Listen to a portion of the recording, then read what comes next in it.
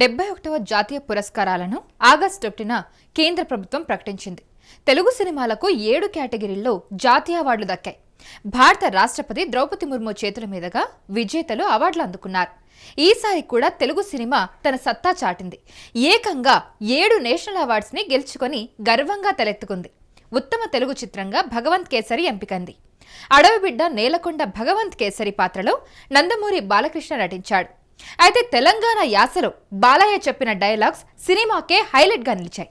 ఆడపిల్ల లేడిపిల్ల లెక్క ఉండద్దు, పులిపిల్ల లెక్క ఉండాలి అంటూ మహిళా సాధికారతను చాటి చెప్పిన చిత్రం ఇది.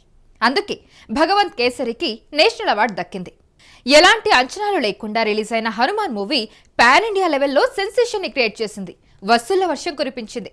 హనుమాన్ చిత్రాన్ని 2 నేషనల్ అవార్డ్స్ వరించాయి. ఉత్తమ ఏవిజేసీ విభాగంలో ఒక అవార్డు, అంటే animation, visual effects, gaming and comic విభాగాలకు కలిపి ఈ అవార్డు దక్కించుకుంది. ఇక ఉత్తమ యాక్షన్ డైరెక్షన్ విభాగంలో మరో జాతీయ అవార్డును కూడా గెలుచుకుంది హనుమాన్.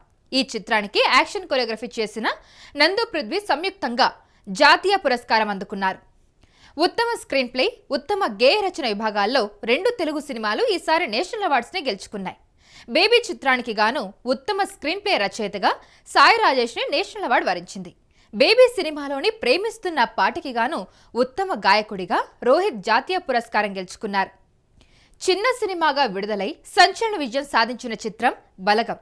వేణు డైరెక్ట్ చేసిన ఈ మూవీ ప్రేక్షకుల చేత కన్నీళ్లు పెట్టించింది. బలగం చిత్రంలో ఊరు పల్లెటూరు పాటని రాసిన కాసర్ల శామ్ బెస్ట్ రైటర్గా జాతీయ అవార్డుని కైవసం చేసుకున్నారు. సుకుమార్ కుమార్తె సుకృతి వేణి నటించిన చిత్రం గాంధీ తాత చెట్టు. పద్మావతి మల్లాది డైరెక్ట్ చేసిన చిత్రం ఇది. ఈ మూవీలోని నటనకు గాను సుకృతి వేణికి ఉత్తమ బాలనటిగా జాతీయ పురస్కారం దక్కింది. అంతకు ముందే దాదాసాహెబ్ ఫిలిం ఫెస్టివల్లో ఉత్తమ బాలనటిగా ఎంపికైంది సుకృతి.